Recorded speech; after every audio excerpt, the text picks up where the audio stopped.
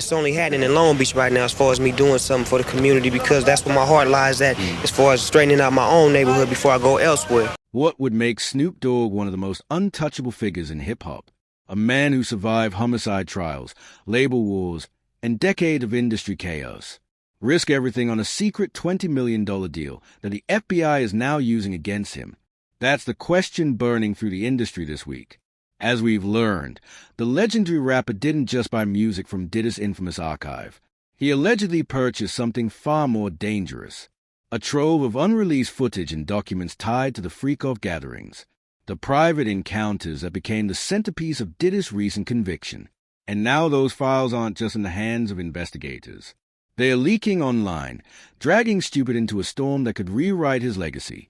Day 17 in the Diddy trial as the biggest one yet.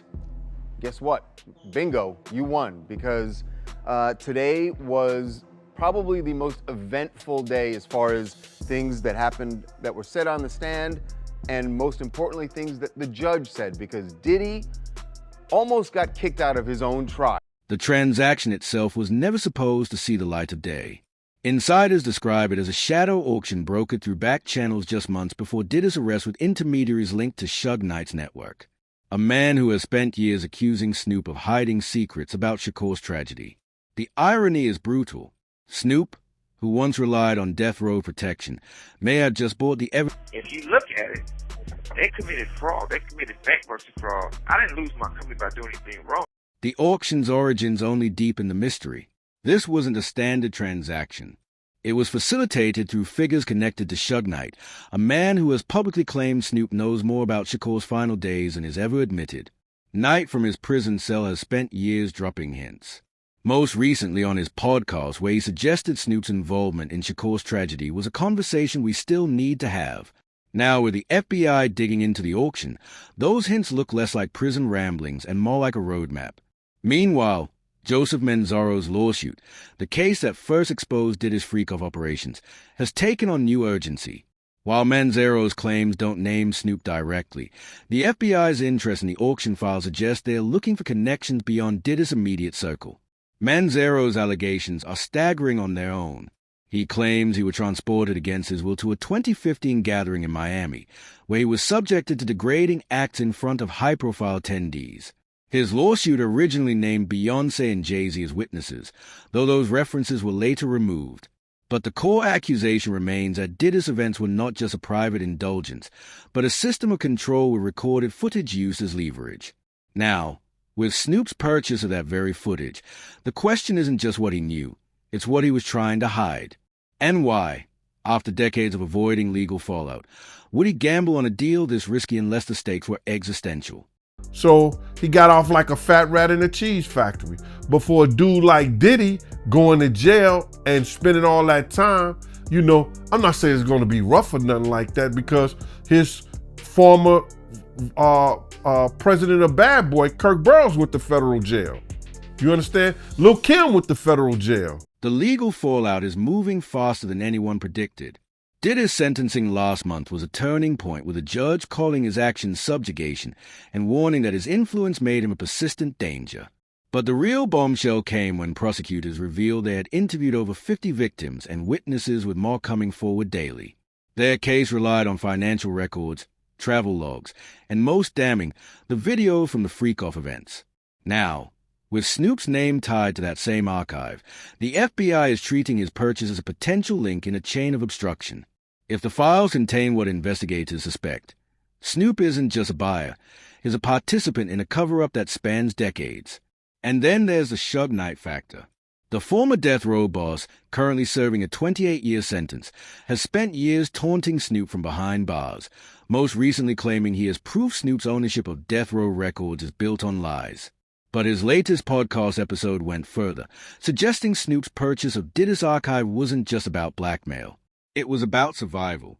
He knew what was in those files, Knight alleged, and he knew if they ever saw the light, it wouldn't just be Diddy going down. Knight's credibility is questionable, but his timing is impeccable.